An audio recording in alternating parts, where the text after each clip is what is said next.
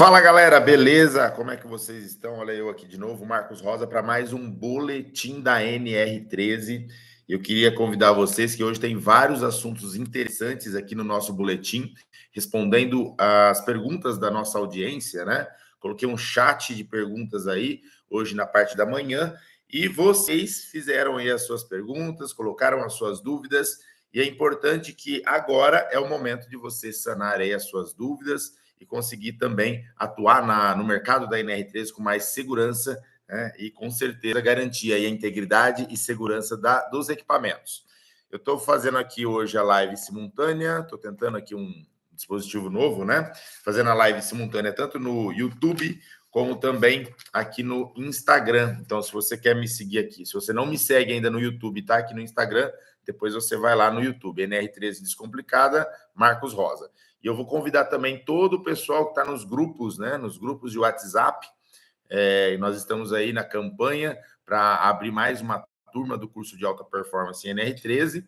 E o pessoal já está, né? Fazendo aí a mobilização, já estão no grupo, já estão esperando aí o nosso treinamento gratuito, que está muito top, né? Esse é um dos recados que eu tenho para dar para vocês hoje. Nos dias 3, 5 e 6 de julho, né? Daqui a pouco tempo, aí, menos de 15 dias, a gente vai ter aí um treinamento exclusivo. É algo realmente que vai chamar a sua atenção, porque vai falar sobre caldeiras, né? Então, nós vamos tratar aí um assunto que é a integridade de caldeiras. Esse é um treinamento exclusivo, né? Eu já fiz ele uma vez no gratuito aqui, mas já faz muito tempo. Então, preparei ele novamente aqui para que você pudesse, então, ter também esse conteúdo exclusivo. E nesse treinamento que nós vamos ter aí no dia 3, 5 e 6 de julho, eu vou ensinar vocês a inspeção de caldeiras, né? Como realizar a inspeção, que tipos de ensaios você precisa fazer para garantir a integridade da caldeira, e também como você calcula a vida remanescente ou a vida útil da caldeira, que é aquela vida que resta do equipamento. Então, tudo isso vai ser ensinado dentro desse treinamento. Depois eu vou falar um pouco mais sobre isso. E agora nós vamos iniciar, então, o nosso boletim da NR13. Várias perguntas aqui, tá? Como eu estou aqui no YouTube também, eu estou acompanhando o chat do YouTube hoje, não do Instagram. Mas se você quiser mandar uma pergunta no Instagram também, depois no final eu dou uma olhada e vejo se eu consigo responder. Mas tem muitas perguntas que eu anotei aqui e vou falar o nome do pessoal e a pergunta. Vamos então para a primeira pergunta. Clodoaldo Fernando. Clodoaldo fez a seguinte pergunta, olha só. Qual o procedimento para inspeção em autoclave? Clodoaldo, cara, interessante a sua pergunta. Obrigado pela sua participação, tá? As autoclaves, em geral, elas são vasos de pressão enquadrados na NR13, claro, né? E é importante salientar que existem vários tipos de autoclave, né? Então, eu já inspecionei autoclaves, por exemplo, que era do tamanho de um caminhão, né? Autoclaves de indústrias farmacêuticas, por exemplo, a indústria que faz o soro, né, fisiológico, essas indústrias trabalham com autoclaves gigantescas para esterilização dos produtos, né, da farmacêutica.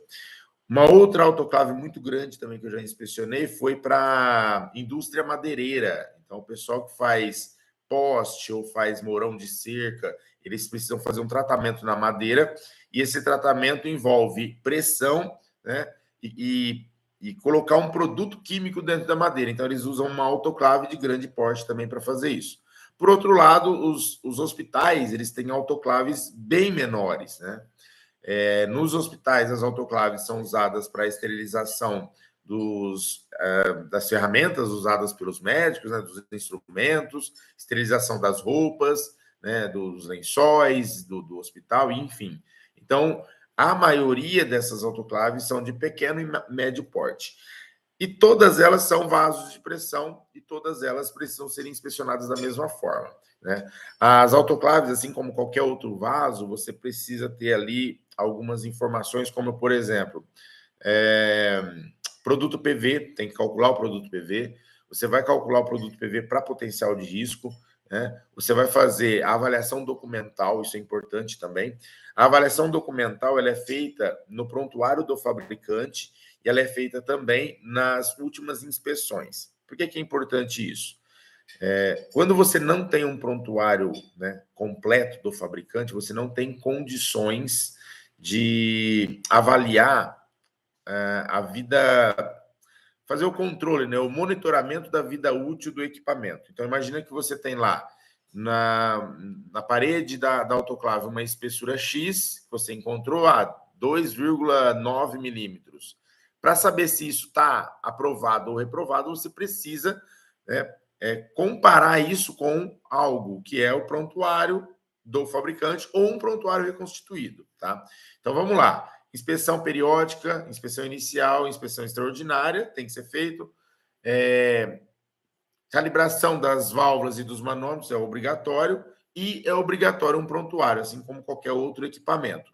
A única diferença das autoclaves para os outros equipamentos mais comuns, como o compressor de ar, por exemplo, e aí eu estou falando do cilindro, né, do compressor, é que as autoclaves, geralmente, elas têm um tampo plano e elas têm alguns mecanismos de fechamento, né, de travas. Isso é muito difícil você calcular na mão. Você não consegue fazer um cálculo na mão, viu, Clodoaldo? Então, é importante que, caso você tenha que fazer uma reconstituição de prontuário de uma autoclave, você cobre um valor referente ao método de elementos finitos, que é o que a gente usa. Então, eu uso o MEF, por exemplo, para fazer esse cálculo, né? E dá ali as espessuras mínimas para cada componente, inclusive o tampo. Então, geralmente, existem lá autoclaves que são quadradas, né? Autoclaves redondas, e todas elas vão ter um tampo com uma geometria que não se enquadra ou não se encaixa no ASME 8 divisão 1. Então, você precisa fazer os cálculos conforme o ASME 8 divisão 2, usando o método de elementos finitos, tá? Beleza? Cara, obrigado aí pela sua pergunta, viu, Clodoaldo? Vamos para a próxima aqui? O Pedro Augusto, ele pergunta o seguinte: dispositivo indicador de pressão sem calibração é RGI? O que ele quis dizer, né, é que o indicador de pressão, ou manômetro, ou transmissor de pressão, ele não tem calibração. E ele está perguntando aqui se é um risco grave ou iminente. E a resposta é sim, tá? Porque é um dos itens que necessita para controle. Quer ver um exemplo? Ó, vou dar um exemplo simples. Falta de treinamento do operador é um risco grave iminente, não é? Se falta de treinamento é um risco grave iminente, como que a falta de controle não seria? Então, a falta do dispositivo de controle de pressão também é um risco grave iminente, tá? Marcos, mas lá no item 13.3.3 da norma NR13 não fala, não deixa isso claro. E realmente não deixa, né? É uma das falhas da norma NR13, porque quando você não tem como condições de controlar, né, você tem uma falha a mais. Então, imagina que quando você tem um manômetro ok, calibrado, e uma válvula de segurança também calibrada, você tem redundância nas informações. Subiu a pressão, a válvula vai abrir. Né, mas você consegue ver, né, quando isso vai acontecer através do controle. Então, é importante salientar isso. Se você tem aí um risco grave iminente por falta de, talvez, por falta do treinamento, né? Então, por falta também do controle, você também vai ter um risco grave iminente. Obrigado, Pedro, pela sua pergunta, tá? Agora o 2A Energy Oficial. Esse é o nome aqui do Instagram que perguntou, tá? Ele faz a seguinte pergunta, olha. Um vaso com tampa amassada é reprovado de forma imediata ou dá para fazer um teste hidrostático? Cara, excelente a pergunta aqui. Teve alguns vídeos já que eu mostrei, que eu falei sobre a questão de amassamento, né? Por isso que eu saliento muito sobre a questão também do visual. Numa inspeção comum, quais são as análises ou inspeções que você faz? Uma inspeção periódica, por exemplo, é o visual e a medição de espessura. O exame visual, ele serve justamente para te dar clareza, né? Te dar certeza de que nada de errado tem no equipamento. Agora, veja bem, um amassamento significa que algo bateu ali, ou algo, né? Algo estranho aconteceu. Um amassamento, além de algo estranho ter acontecido, é uma identidade clara de que o material ele já passou do seu limite elástico para o plástico. Consegue entender? Lá na engenharia mecânica, né? Vou até fazer aqui para vocês entenderem melhor. Lá na engenharia mecânica, quando você tem um ensaio de tração, no ensaio de tração você tem um gráfico, né, de deformação e força. Então, conforme você vai puxando, você vai deformando. Então, o que isso significa? O gráfico é desse jeito. Vamos ver se dá para pegar. Olha lá. Tá vendo? O gráfico é assim, ó. Então, imagine que você tem, ó, aqui é força e aqui é deformação. Conforme ele vai subindo no gráfico, se eu parar antes do escoamento do material, o material ele volta na sua geometria naturalmente, ou seja, na sua geometria original. Ele está dentro do limite elástico, o elástico volta. Se o material passar do escoamento, por exemplo, aqui, ó, ele não volta mais. Isso significa que quando você tem um amassamento, o material, isso é ciência dos materiais, tá? O material ele já escoou, ele já passou, né, da transição do limite elástico para o limite plástico. Então não dá mais para ter certeza agora qual é a resistência mais daquele material. Você perdeu ali as propriedades mecânicas do material. Então a pergunta de novo: um vaso com tampa passada é reprovado de forma imediata? A resposta é sim. Não dá para controlar. E é uma variável, né? Muito complexa para você falar assim, não, eu vou deixar esse equipamento aqui. E aqui ele pergunta se dá para fazer um teste hidrostático. Não, jamais, né? O teste hidrostático ele vai exigir ainda mais do material, né? Talvez essa pergunta tá colocando aqui sobre o teste hidrostático, porque talvez o engenheiro aqui pensou assim, mas se eu fizer um teste, né, além da PMTA e ele não explodir, isso significa que eu posso usar ele. Mas olha quantas variáveis você tem ao longo da utilização do equipamento. Você tem pressão e despressurizado. Ó, o equipamento é pressurizado, despressurizado. Então, você tem uma movimentação cíclica. Você tem, além disso, a questão das temperaturas, que podem influenciar. Você tem, além disso, as corrosões, que isso você não tem como controlar. Você tem várias variáveis que você não vai conseguir, né, afirmar que não vai dar um problema no futuro. Então, por essa questão de não conseguir afirmar, por você ter muitas variáveis aí que podem prejudicar o equipamento e a segurança, então sim, a resposta é sim, você precisa reprovar o equipamento. Dependendo do equipamento, cabe uma manutenção, talvez um recorte, soldar uma nova chapa, né? Claro, com um procedimento, com um PAR, né, adequado. Todos os equipamentos devem ter, né, projetos de alteração e reparo quando forem reparados. É importante isso. Mas, enfim, a resposta é sim, é reprovado de forma imediata, ok? Vamos para o próximo aqui. Deixa eu riscar qual que eu já fiz, para mim não me perder. E aí, galera? Tá curtindo a live? Vamos lá. Pergunta do Fernando Effler. Quais itens, na sua opinião, teriam que ser avaliados em uma futura revisão da NR13? Legal essa pergunta aqui do Fernando Effler. Fernando, eu vou citar aqui uma que eu já até citei aqui nessa live de hoje, né? Que eu falei sobre a questão do RGI. Eu acho que a questão de risco grave iminente deveria estar mais clara no item 1333. Devia ter ali alguma. Eu acho que o texto da norma antiga, antes da última revisão, era melhor, porque lá deixava claro que qualquer, né, não conformidade ou qualquer aspecto que influencie na segurança do equipamento já é um risco grave iminente. Então, isso eu acho que é era melhor esse texto antigo do que o texto de hoje. Eu voltaria aquele texto antigo, nesse caso do item 13.3.3.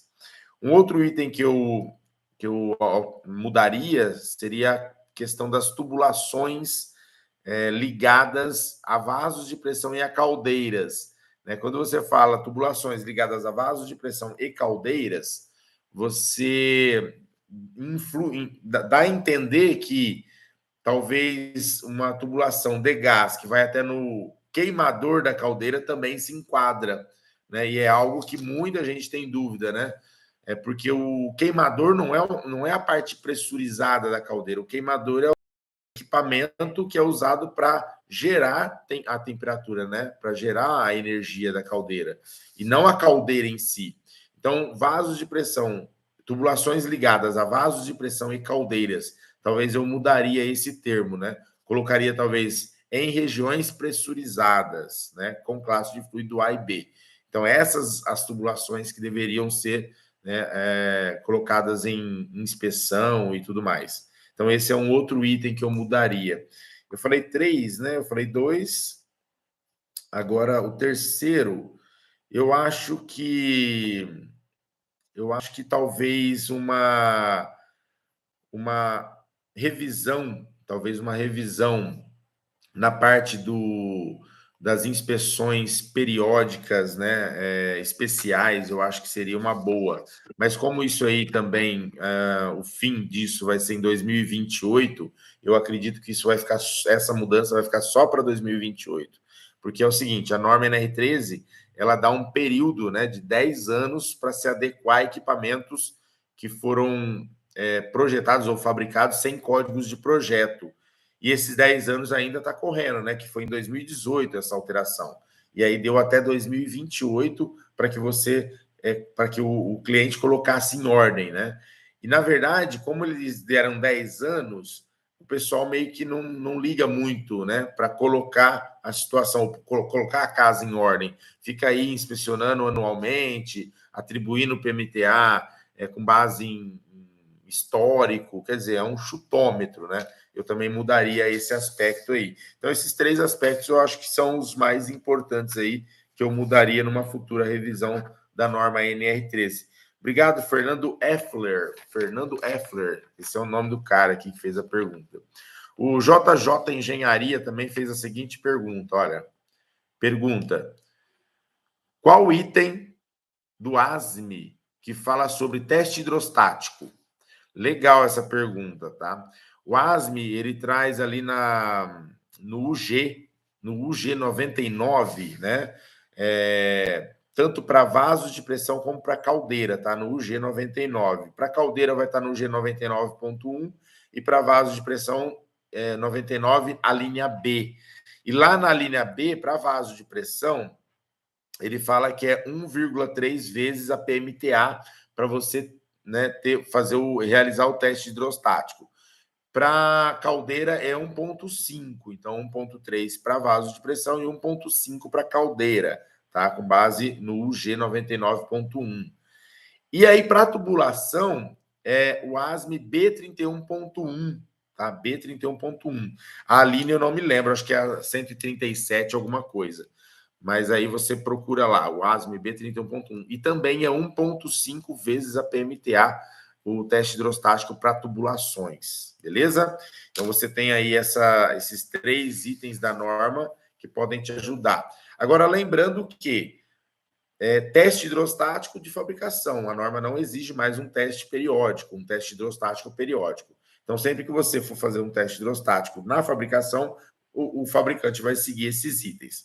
Caso você tenha um vaso de pressão fabricado antes, né, de 2014, então pode ser que você tenha.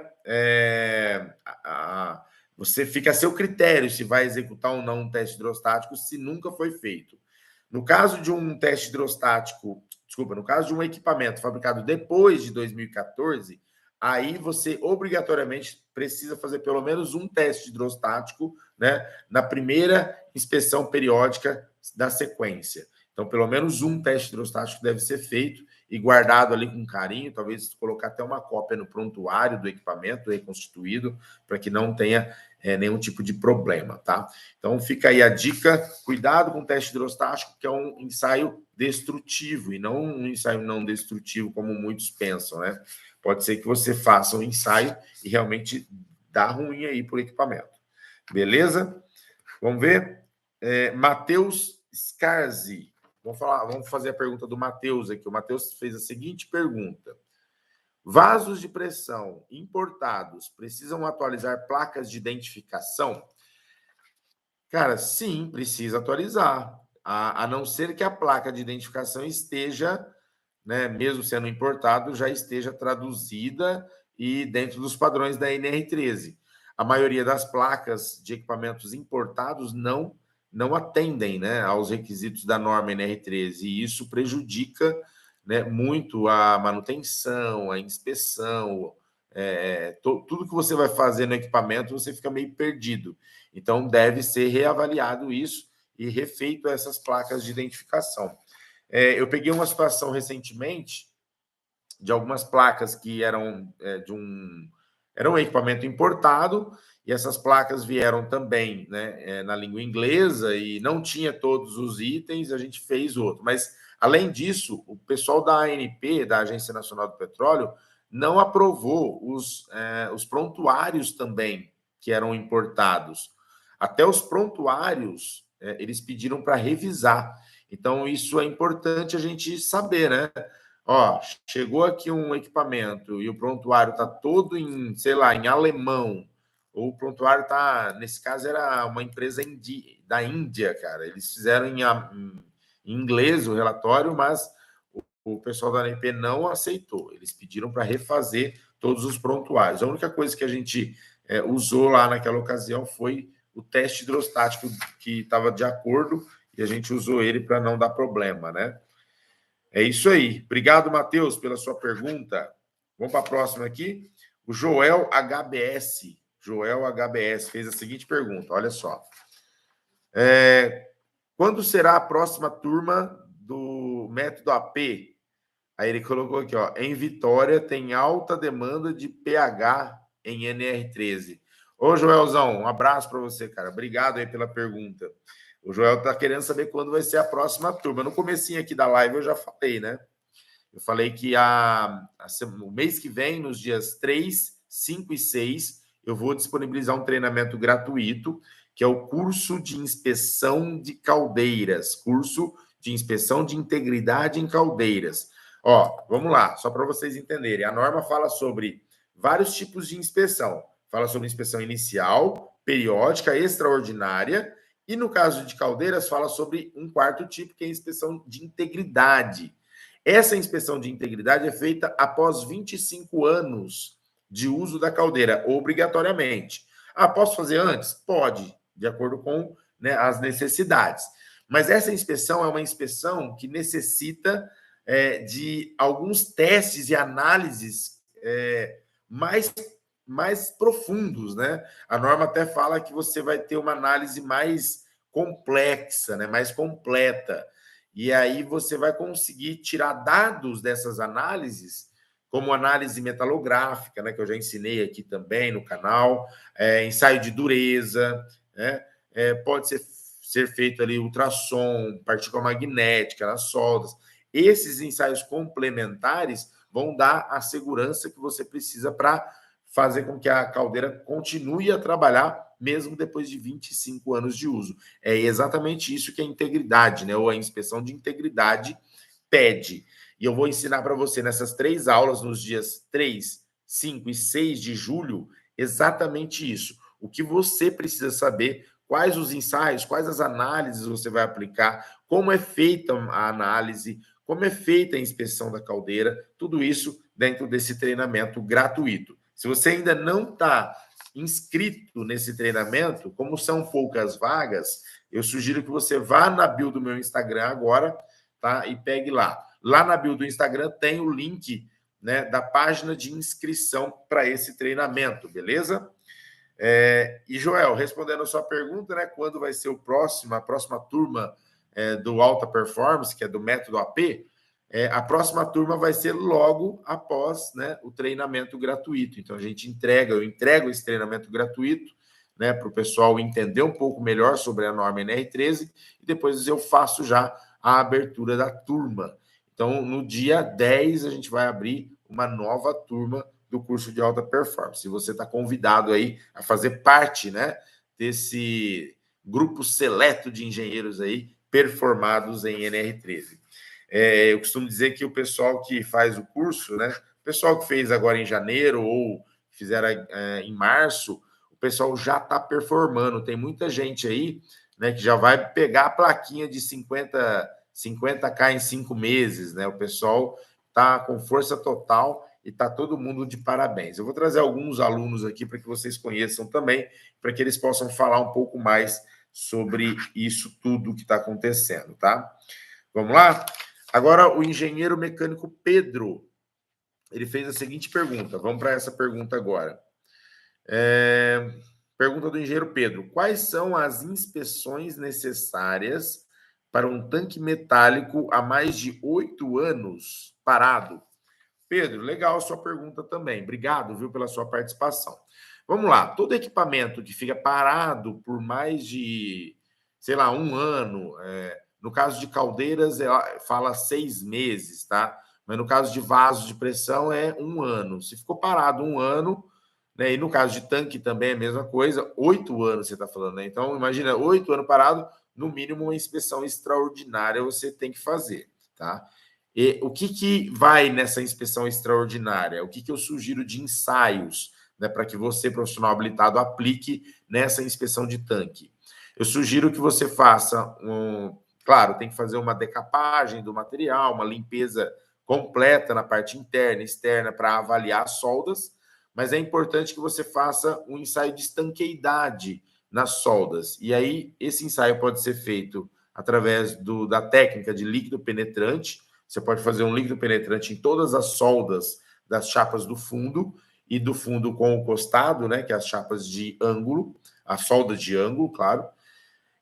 E você pode fazer também caixa de vácuo. O que é caixa de vácuo? Caixa de vácuo é uma caixa de acrílico que você tem uma bombinha de vácuo que faz um vácuo, né? Puxa um vácuo e você consegue ver se tem alguma perfuração na solda. Geralmente você joga uma glicerina para sair, né, uma bolha, alguma coisa assim, e faz isso aí. Então, existem esses dois testes. Você pode ou aplicar o líquido penetrante ou a caixa de vácuo, tá? Além disso, medição de espessura, avaliação estrutural de toda a parte do tanque, inclusive as escadas de acesso, corrimão, guarda-corpo superior, né, toda a parte avaliação das estruturas, né, internas de sustentação do teto tem que ser feito também, porque você precisa garantir, né, a integridade desse equipamento. E para garantir a integridade, você precisa, então, ter essas avaliações. Então, exame visual, medição de espessura, né, e também o dimensionamento. Você vai dimensionar esse equipamento para depois fazer uma folha de dados. Então, é necessário. Se não existe nada de documento, é necessário fazer essa folha de dados. A gente chama de folha de dados, mas é o mesmo que uma reconstituição de prontuário de um vaso de pressão. É a mesma coisa. Vai ser um item ali que você vai colocar a mais, beleza? É isso aí. Deixa eu ver aqui se tem mais alguma pergunta.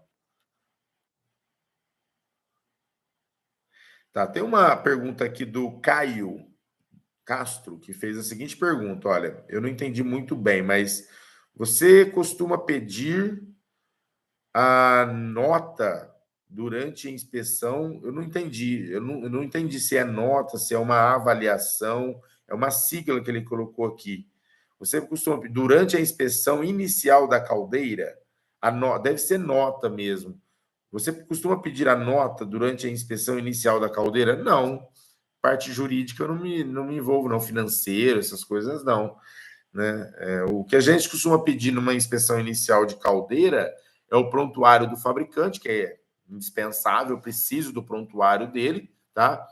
Para analisar ali os parâmetros de cada item, né, de importância, como tubulão, fornalha, Commerce, ou, sei lá, superaquecedor, tubulação do feixe, tubulação das paredes d'água. Então, tudo isso a gente avalia na inspeção inicial.